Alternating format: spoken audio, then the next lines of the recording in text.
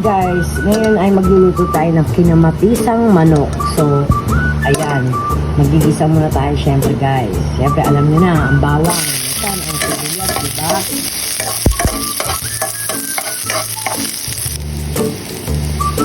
Syempre guys, ang sibuyas. Kinamatisan ko guys, napakadaling lutuin guys ang kinamatisan. Siyempre, ang sunod ay luya. Pinamatisan ko. Ngayon yung manok guys. Manok.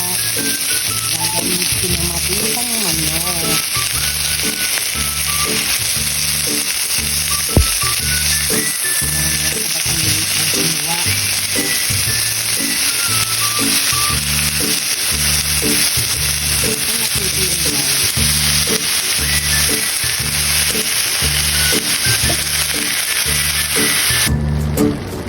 Ayan guys, lagyan na natin siya ng paminta. Alam nyo guys, ang pinamatisang manok ay parang pinula rin yung pagluto niyan guys. Yung iba lang, syempre, hindi na nilagyan ng mga sayote, gano'n.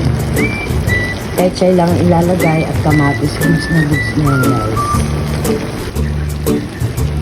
Ayan guys, so lagay na natin yung kamatis. Marami guys sa kamatis ko, kaya kinamatisang manok. Ayan guys. Masarap yun pag maraming kamatis. Ayan, naluli natin guys. Yummy, yummy. Ayan guys, lagyan na natin siya ng pampaalat.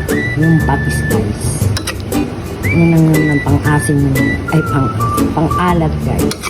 Sorry.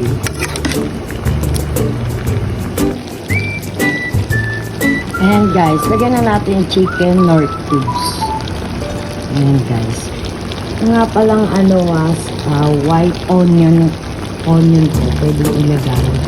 Wala lang ako white onion, so yung red na lang. Ayan lang guys. White onion lang ang gamitin nyo guys. Dito sa kinamatisang manok. So pagkatapos na mamaya yung pechay na ilalagay natin guys. Malapit na siya guys. Ayan guys, lagyan natin ng tubig guys na mainit na. Para kumulo na lang siya. Ayan. Yummy yummy guys. Pinamatisang manok kaya maraming kamatis. Maya lagyan na natin yung pechay. Yun ang huli natin lalagay na ricado guys.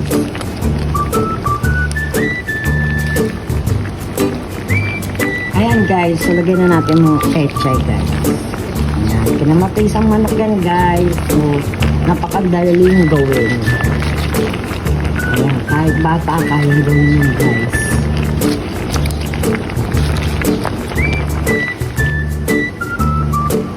Ayan na guys, luto na ang ating kinamatisang manok. Kain na tayo guys. Yum yummy. O diba, sarap yan guys. Kain na tayo.